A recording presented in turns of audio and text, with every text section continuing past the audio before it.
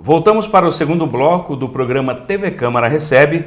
Hoje nós estamos com a fonoaudióloga tupãense, Giovana Pietrucci, que está falando um pouco do seu trabalho aqui na nossa cidade, da sua formação e principalmente das ações junto a crianças e adolescentes, uma fase tão importante da vida e que a fala e que esse contato externo por meio da fala é tão importante e os pais devem ficar atentos a alguns sinais. Giovana, nós falamos bastante no primeiro bloco sobre as crianças, sobre o entendimento da família. Como é que é o trabalho na clínica, né? Você trouxe algumas fotos para mostrar um pouco do trabalho de uma fono em uma clínica, né? Se é uma consulta, se pode depois ter algumas atividades lúdicas ou interativas para você conhecer as crianças. Explica um pouco para a gente e algumas fotos que você trouxe também para ilustrar um pouco desse trabalho. Bom, na clínica, cada profissional ele vai ter o seu jeito, ele vai ter a sua personalidade, ele vai trabalhar de uma forma. Mas, de um modo geral, a gente ouve muito falar que a fono brinca, né, com as crianças. E às vezes os pais perguntam, mas por que a fono brinca? Ah, eu levo meu filho para ele brincar. Mas essa brincadeira, ela é muito séria e ela tem objetivos estabelecidos, né, que a gente está trabalhando dependendo de cada dificuldade da criança. E então, assim, a gente faz um trabalho lúdico por meio da brincadeira, porque vamos supor, uma criança ela troca som na fala, né? E aí eu preciso trabalhar essa troca, eu tenho os meus objetivos. É muito mais fácil eu entrar no mundo dela pela brincadeira, é muito mais divertido, é muito mais legal para ela, gera uma alegria, uma motivação para ela participar, para ela aprender. Então a gente entra nesse mundo dela brincando e trabalhando por meio da brincadeira, por meio de figuras, por meio de objetos, brinquedos, né? Você usa essa forma para identificar as dificuldades e ao mesmo tempo iniciar ou realizar um tratamento que a gente fala, né? Uma interação, como é que é? Sim, exatamente. Os brinquedos eles fazem parte do momento da avaliação e também fazem parte do momento da intervenção, que é quando a gente vai trabalhar essa dificuldadezinha. Aí trabalha você e a família também. A família pode acompanhar ou deve acompanhar para continuar isso em casa, algumas orientações? Sim, normalmente o trabalho ele é feito com a criança, então às vezes quando a criança tem um pouco de dificuldade, ela está ali conhecendo o profissional, a gente chama o pai para entrar na terapia, para fazer parte, mas aí geralmente o pai ele vai fazer parte, o pai ou a mãe, né, do final da sessão. Então no final da sessão a gente chama o pai ou a mãe, orienta sobre o que a gente fez, pede para a gente continuar tudo aquilo em casa, né? Então, assim, ele dá um modelo de fala correto, um modelo que a gente passa, que a gente orienta. E nessa interação, você falou que você trabalha a questão do sono e de tudo. É possível você começar a identificar essas questões ou te traz dúvidas que você depois vai conversar com os pais, dificuldade de dormir, outras coisas? É isso também? Então, assim, quando eu falei sobre o meu mestrado, né, sobre estar estudando a questão do sono, eu tenho visto que o sono de má qualidade, um sono ruim, ele influencia no desenvolvimento da fala e da linguagem. Então, a criança que dormir bem, ela vai desenvolver a fala bem, ela vai desenvolver a linguagem bem. A criança que tiver um sono pior, um sono de menor qualidade, muito despertar noturno, enfim, são várias as características, ela pode ter um atraso no desenvolvimento da fala e da linguagem. Mas não é o único fator, né? Tem várias outras alterações e vários outros quesitos que a gente precisa investigar. Mas aí, por meio do sono, dá pra gente ter uma boa noção, e inclusive a linha que eu estudo, né? Então, a gente verifica a qualidade do sono. Das medidas é o actígrafo, que é um relógio. Até eu trouxe uma foto do bebê. Eu vou pedir para o Dernival colocar, Dernival, a primeira foto que a Giovana trouxe para a gente, isso. Ele está usando um actígrafo, que ele é um relógio, ele mede o movimento, a temperatura, o ciclo de sono e vigília. Então, vigília é quando está acordado e sono é o momento que a criança está dormindo. Ele fica com esse relógio um tempo? Ele fica um tempo. Alguns eles querem tirar, né? É um pouco difícil essa idade que mexe em tudo, mas eles têm que ficar pelo menos uns 15 dias. Para você poder ter um diagnóstico sobre isso. E aí gera um gráfico, gera um relatório, como se fosse um eletrocardiograma, que tem os picos, as ondas, o momento que ele está agitado, que ele estava movimentando, a relação com a temperatura corporal. E aí você atua em que área? Por exemplo, se a criança tem uma má qualidade do sono, por algum fator, né? Por exemplo, de repente o pai trabalha durante um horário, a criança não consegue dormir, vários são os fatores, né? Como é que você atua? Você vai atuar diretamente ou acaba ocorrendo uma interação entre isso? Bom, eu não sei se são perguntas tão difíceis, né? Porque muitas vezes mas é possível trabalhar tanto a questão do sono como da fala também, integrar as duas ações. Sim, é assim, Rogério, como eu falei, a fonoaudiologia ela tem 12 áreas de atuação, tem várias áreas de atuação. E existe hoje o fonoaudiólogo especialista em sono, né? Então, o que esse fonoaudiólogo faz? O que a gente faz para ajudar na questão do sono? A gente avalia por meio de várias medidas, tem medida subjetiva, questionário, tem medida objetiva, que é o actígrafo, o relógio. A gente orienta a família nos cuidados do sono, na higiene do sono, né? Então, perto do horário de dormir, por exemplo, a casa ela já tem que estar mais tranquila, favorecendo o sono de qualidade, as luzes apagadas, o ambiente mais calmo, para já ir preparando para esse sono. Que interessante, né? A questão da fala, tudo isso, né? O ambiente tem a ver, né? Tem total relação. Tem mais umas fotos que você trouxe aí, pedi para o Dernival colocar também, para você comentar, Leandro. Isso. Então assim, na clínica, normalmente a gente tem a maior dificuldade as crianças irem embora. Que bom! É muito difícil, porque é um momento muito prazeroso. Inclusive, a brincadeira, ela traz emoções positivas. Existem estudos que falam que a emoção positiva, ela está relacionada ao nosso aprendizado.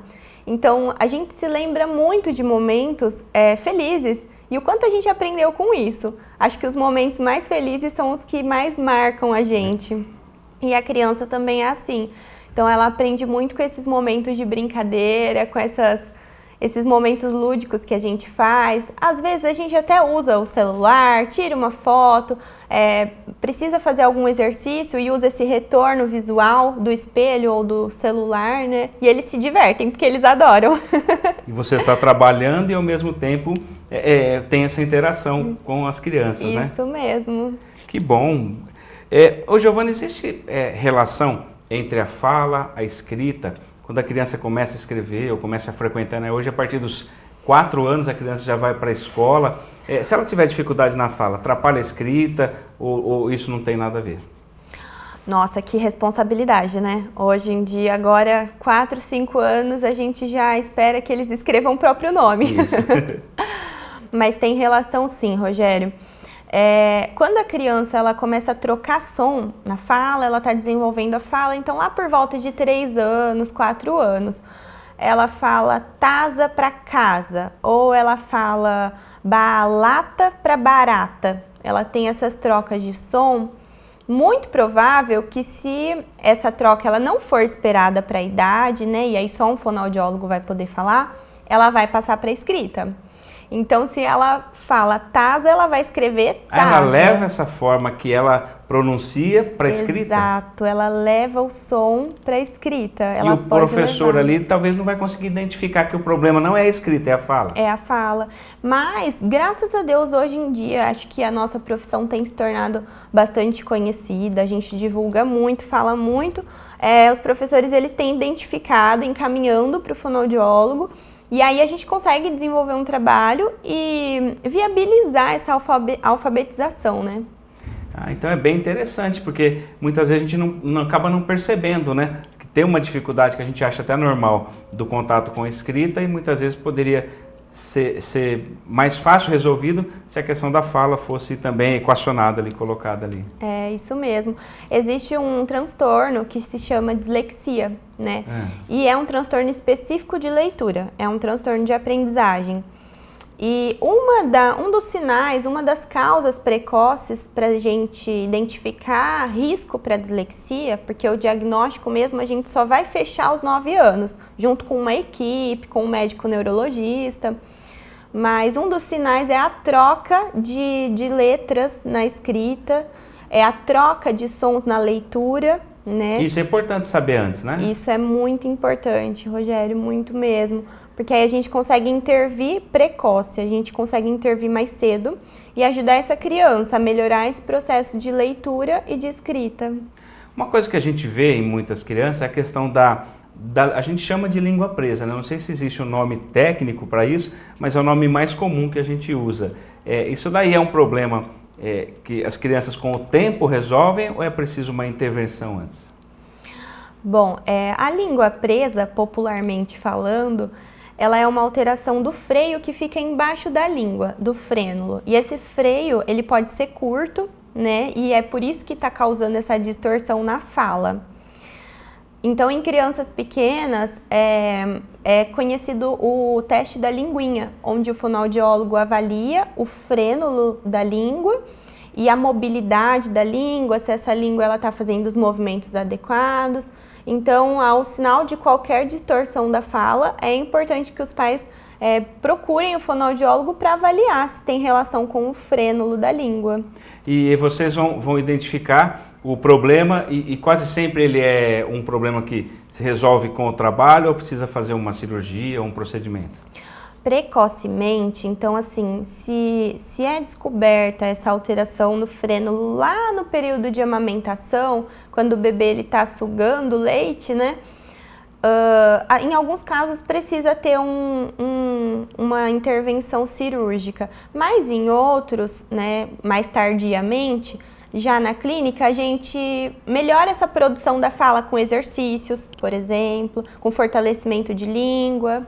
Quer dizer, mas então, por isso que é importante procurar uma fonoaudióloga ou um fonoaudiólogo para saber sobre essas questões, né? Isso, exatamente, porque às vezes a criança está manifestando uma alteração na fala e a gente não sabe se pode ser por falta de movimento da língua ou se pode ser por alguma outra questão, são várias questões. Agora, algo que também a gente fala muito nos adultos, né? Mas eu não sei se isso daí já afeta as crianças ou desde criança, que é a questão da gagueira. O adulto, a gente percebe, né, alguma dificuldade, mas a criança também é possível identificar isso e elas têm essa questão da gagueira? Tem, Rogério, inclusive... O nome certo é gagueira mesmo que se fala? O nome correto é disfluência típica da gagueira. Então, a gagueira ela é uma interrupção no fluxo da fala, na fluência que a gente fala, né?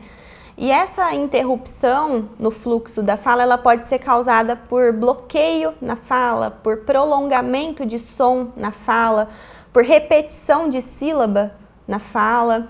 E ela pode ser identificada desde a infância e quando intervém, é muito provável que a gente vai melhorar a velocidade de fala, a fluência de fala, aumentar o número de pausas, melhorar a fluência como um todo. Já que é um transtorno neurobiológico, é um transtorno hereditário e tem uma carga genética. Ele pode ser hereditário também? Pode ser hereditário. Sempre, assim, não sempre, mas os casos, pelo menos que eu atendi, né, que eu trabalhei, a gente começa a investigar o contexto familiar e aí a mãe fala, o meu tio gaguejava.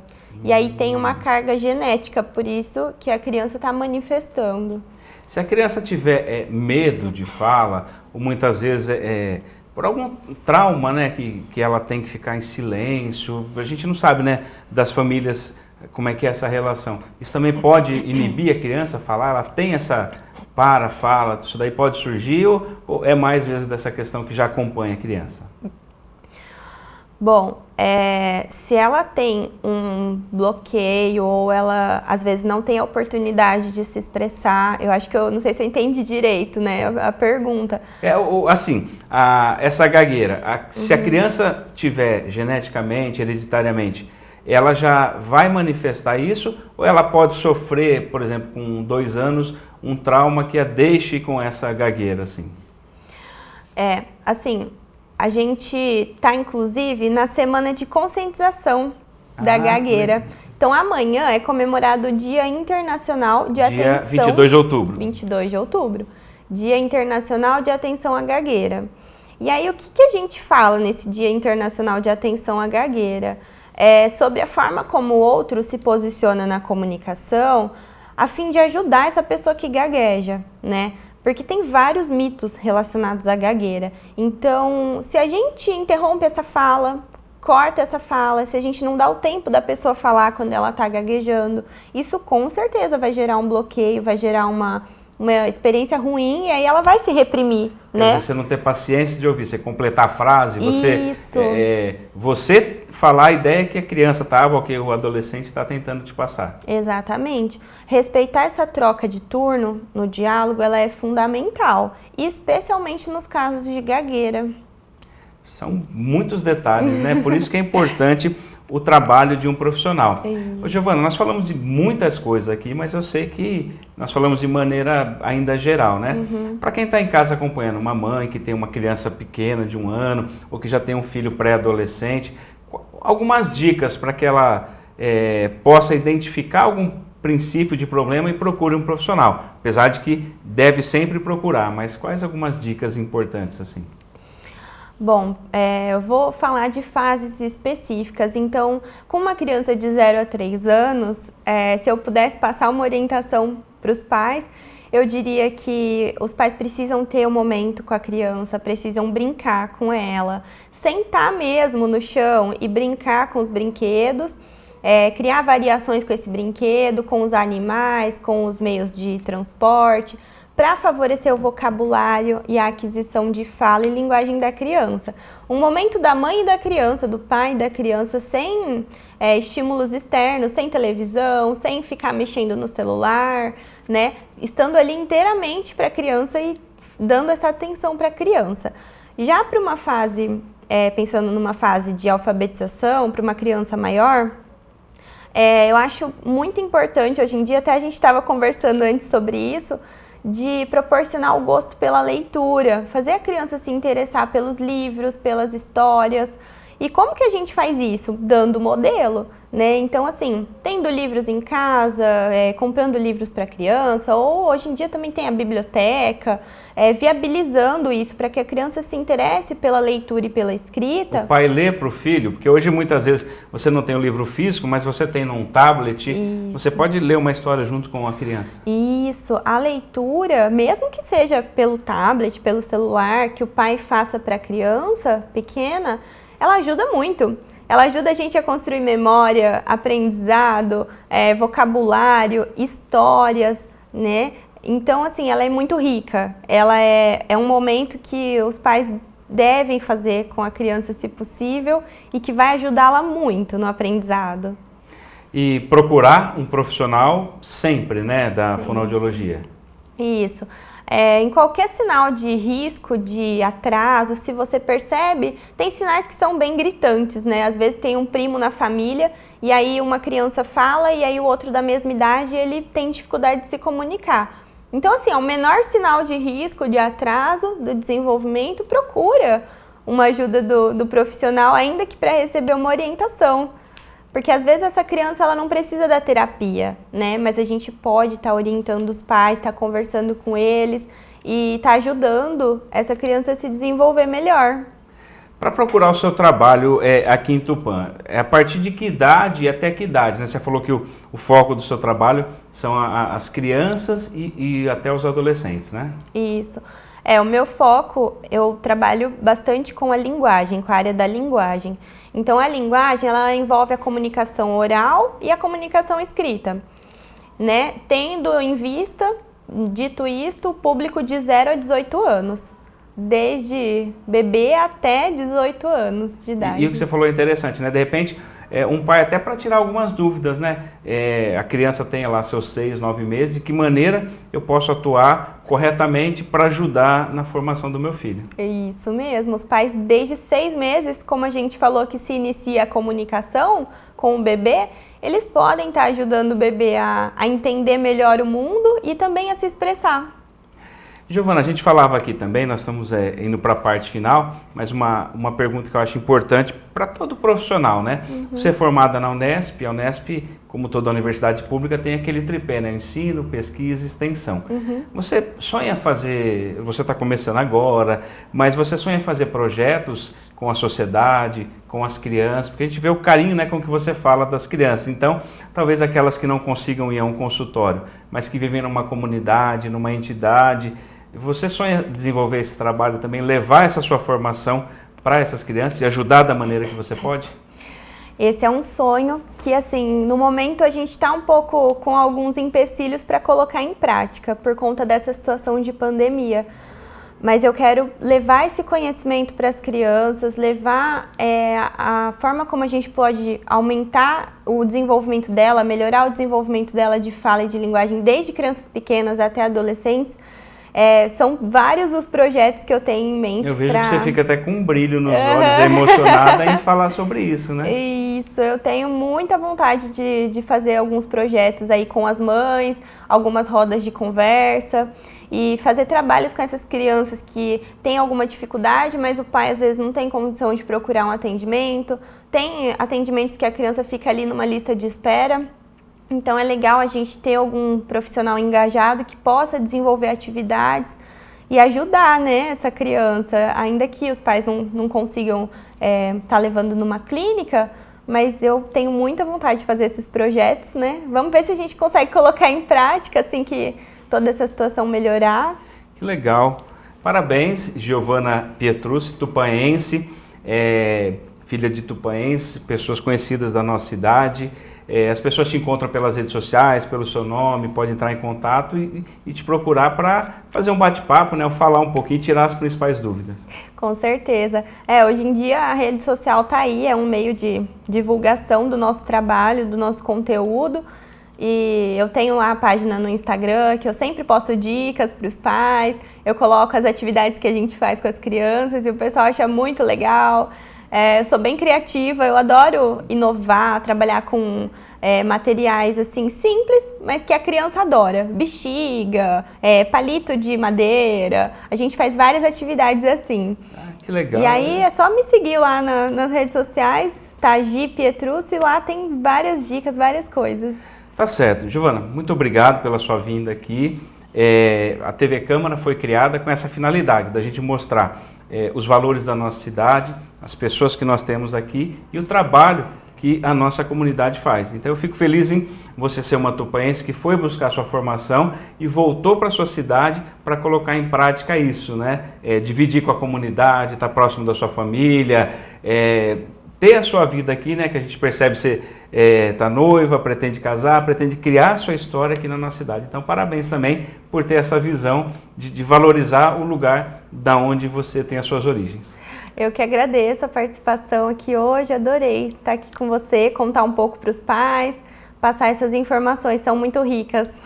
Muito obrigado pela sua vinda, Obrigada, que a gente tenha outras oportunidades de falar sobre esse trabalho tão importante, que é o trabalho do profissional da fonoaudiologia, da fonoaudióloga. Obrigado pela sua vinda e obrigado a você de casa, que acompanha a programação da TV Câmara. Hoje nós recebemos uma profissional da nossa cidade, uma jovem profissional que está começando o seu trabalho e uma área tão importante e sensível que é da fonoaudiologia, da fala, dessa interação, que a gente percebeu que influencia em tantas áreas da formação de uma criança, não apenas da fala, mas de todo um contexto histórico, social, e que isso precisa sim de um olhar de um profissional para que ele descubra ou para que ele ajude a resolver algumas questões. Nós ficamos por aqui, agradecemos a sua participação, você que acompanha a TV Câmara de Tupã nesses 10 anos em que nós estamos no ar, e até um próximo programa.